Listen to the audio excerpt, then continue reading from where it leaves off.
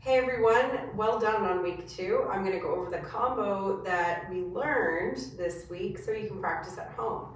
Remember, if you want to get yourself a small hoop, you can go online and order a Polypro from Radiant Life. And what you were probably using in class was one this size, which is 30 inches in diameter, and the tubing that was used is 5/8 of an inch. You can also tell the woman who runs Radiant Life you're looking for the Hoopersonic special size because she knows my students really love this size since they usually use it with me. Otherwise, you can go to a dollar store or a toy store, and like I said, you can get something made out of plastic. It should be fine for this combo. If you buy one that has water in it, I highly recommend that you nail a hole in both ends and drain the water out of that because it's really going to be wonky when you're doing some hand spinning. That being said, the first thing that we went over was hand spinning. We talked about planes. Wall plane is the plane that is parallel to your body right in front, and wheel is kind of perpendicular to you, if you want to look at it that way. But I also think, imagine if I had wheels, they would go on this side of me if I were a car. So wall plane, wheel plane, wheel plane, wall plane. So there's a couple of different planes or a couple of different positions that I'm not going to go over. We're just trying to keep it simple for now.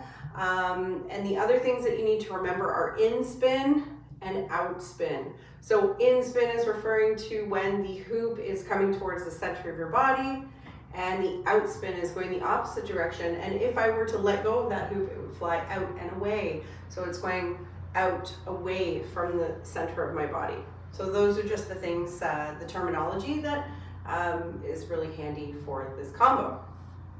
So we learned how to hand spin. We learned a couple of different methods, and I just said pick whichever one feels good for you. If it's the robot handshake, so palm facing in towards the center of my body, thumb facing up, or patting the baby's head, as I sometimes call it, or toddler, whatever you want. So palm facing down, thumb to the side. So the idea of hand hooping is to keep the hoop like this or like this, so your thumb is not going to be inside of the hoop. Otherwise that you're just wrist hooping. We want to be on the hand. Okay, so we want to keep it there. There's a couple of ways that you can get it started. You can get it started just by giving it some momentum by using the grip of your hand and letting go, and then coming up and down with the hoop. As it comes up, you come up. As it comes down, you come down. So we're just continuing and building momentum here, or keeping momentum. Try not to go too fast and try to loosen up your hand a little bit. We didn't talk about this in class, but you can also dance it up to your fingertips if it starts to get a little painful on the hand. So as you can see, it's just very minimal movement, but it's going up towards my fingertips, and you can kind of dance your fingertips around. It gives the hand a little bit of a break. If you're going to be in a, as I call it, robot handshake, same thing applies, just up and down. Again, you can bring it to the fingers in palm facing towards the inside of your body. The other way that you can start is good old gravity, just by holding the hoop and letting it fall. So we're doing an in spin. So we want the hoop to fall in. So I'm in my right hand, the hoop is falling towards the left, okay? So this is something that we're gonna practice too, because we're gonna use this method for something else, but this is also just a method of starting hand hooping as well. So you can just let it fall and then come down with it as it starts to fall and keep that momentum going. Now, where should my elbow go? It should be kind of tucked in towards the side of your body. It doesn't need to be like really tucked and holding on to the side of your body or anything, but it's just good to keep it low instead of traveling out like this, because that's when our fingers start to go wild.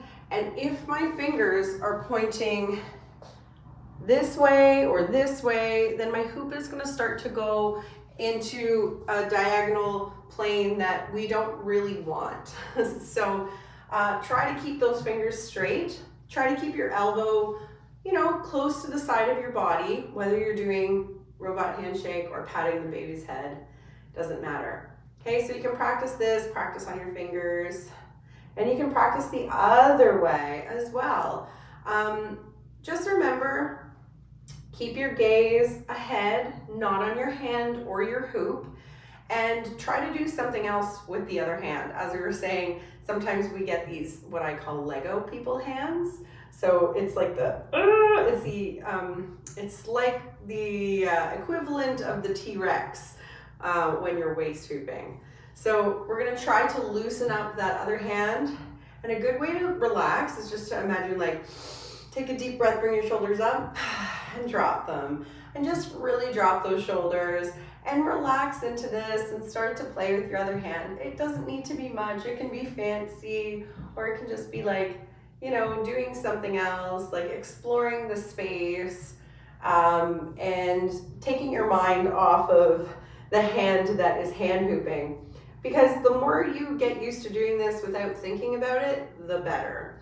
And once you do get comfortable with this, you can try the opposite hand. So now I'm doing an in spin in the left hand. So as you can see, it changed, right? It changed directions because an in spin is different. You can practice both spins on both hands. It's definitely helpful to do that. There is a way that you can switch hands, which we didn't go over, and I'm hoping to go over that this coming week, is to just prayer position and transfer from hand to hand. You're free to practice that if you'd like. So practicing both directions. Take it easy, nice and slow. Remember, if it's starting to hurt your hand, either take a break or bring it up to your fingers, right? And see what that feels like. Almost like playing the piano. Okay, so the next thing that we learned was weaves, I believe. And we talked about, this is a weave. We talked about the forward weave. Oh, I did forget something, I'm sorry. We were in wall plane and then we pivoted. So this is pretty simple. You keep your hand or your elbow and your arm where it is, and only your body moves. So I'm gonna RoboCop 90 degrees to the left, and I should be, if I was going in an in spin, I should be now in a forward spin. So this is wheel plane forward spin. You can practice going backwards as well. And now I'm in an out spin, right? So you can play with that and just pivoting and then coming back.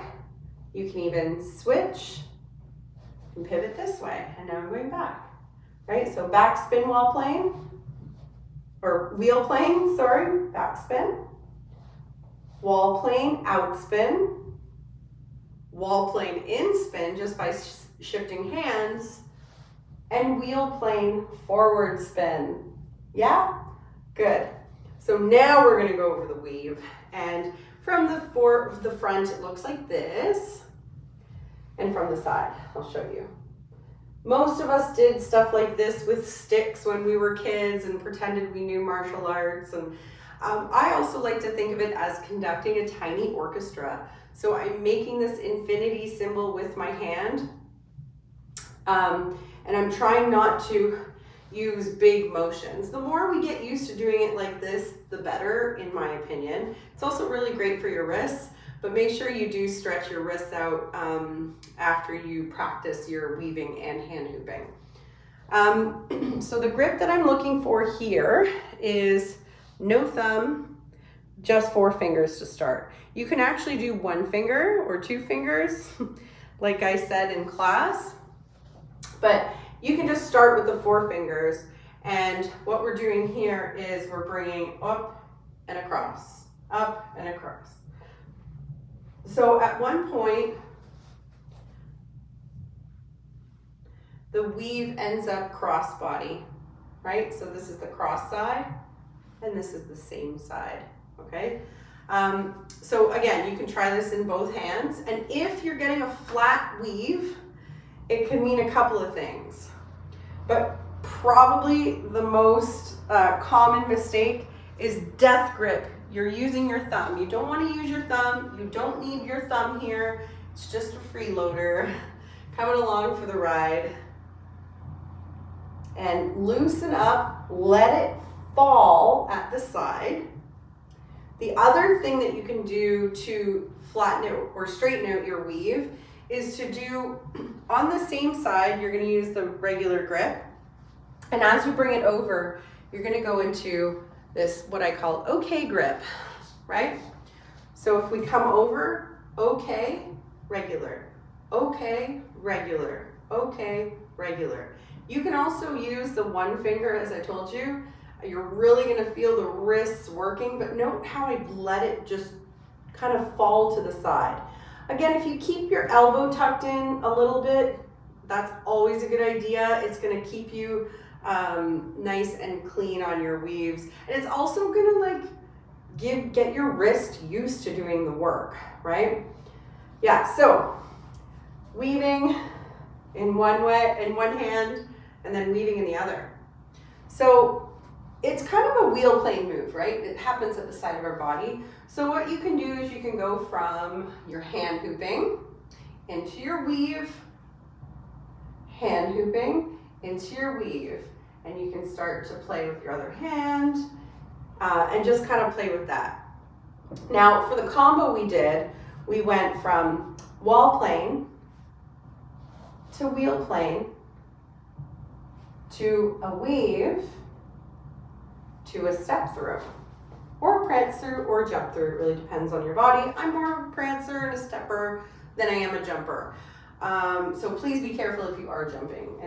And make sure you're not looking down at the hoop. You're gonna look just ahead and use your peripheral vision to see when the hoop is clear to jump through. So what we just do here is when it arrives at the same side, remember I said this is the same side, when it arrives to the same side, you're just gonna flatten it out. So you're gonna death grip it. Now you're gonna get that pancake and you're gonna step through, okay? Again, weave, weave, step or prance through, but now we're gonna bring it all the way over. So we brought it all the way over our head, right? You can practice that a couple of times, looking ahead, okay? So the next thing that we did was from the jump through, over the head, tap and toss. And that was kind of where I let you do whatever you want. You can come down into this. You can even go into the previous combo like I demonstrated in class. But let's just go back to the tap and toss, as I like to call it. So we've just jumped through our hoop or stepped through or pranced through. It's coming over the back of my head. So I'm just gonna go into like a little bit of a squat as the hoop comes down, tuck my head. I'm not gonna bow necessarily, more come down. You are gonna have to bow to get out of the hoop a little bit, but you almost want to squat. And I've got my two hands on the hoop. And as I stand up, I'm gonna lift it up and release and bring my arms a little bit back to a straight position. So here, and then here, I can catch it. It's not always gonna be perfect or pretty, but what you wanna do is look at that far side of the hoop. Eyes there, and then push your hands out to catch the hoop. Because if we're here, then we can go into some sustained spins, which is really pretty, and put it on our body. I know it's hard with the small hoop, but it's definitely somewhere you can hang out for a second at least. You can serve and spin and capture it right away and do your peacock lift, yeah? So there's lots of stuff that you can do, but let me just demonstrate the combo in real time for you. So I'll do it from several angles. I'll first do it facing the camera. Wall plane, wheel plane, weave, pancake, step through, over the head tap, and toss, and do whatever feels good for you.